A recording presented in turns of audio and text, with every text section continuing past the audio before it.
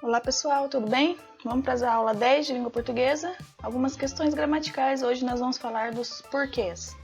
Hoje é dia 14 de agosto de 2020. Antes de começar a aula, porém, anote aí as instruções.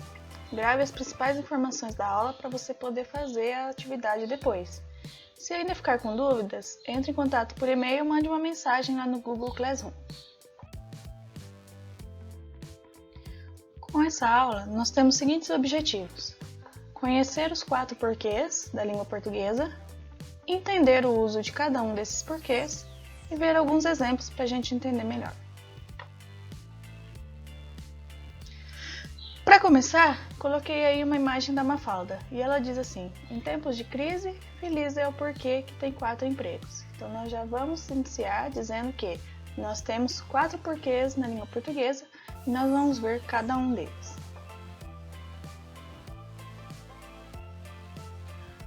O primeiro é o porquê junto e sem acento. Nós vamos utilizar no início de frase ou no meio de uma frase que contém uma resposta. Por exemplo, não fui à aula porque estava doente. Esse porquê pode ser substituído por pois, então faça a substituição se você ficar com dúvida na hora de usar.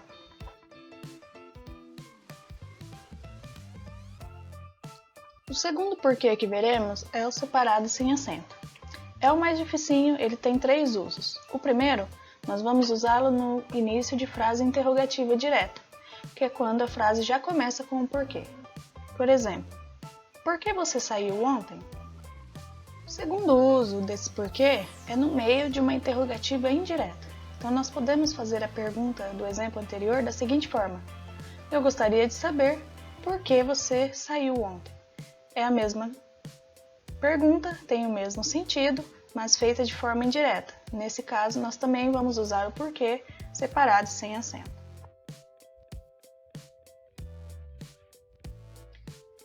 O terceiro uso do porquê separado sem acento é no meio de uma frase onde ele tem a função de pronome relativo. Por exemplo, o local por que passei é muito bonito. E aí você pode me perguntar, mas eu não sei o que é um pronome relativo.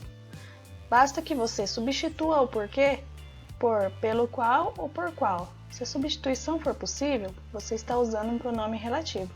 Por exemplo, na frase que nós vimos anteriormente, podemos escrever: o local pelo qual passei é muito bonito. Veja que o sentido é o mesmo, então aqui nós temos um porquê como pronome relativo. Faça a substituição que você não vai errar.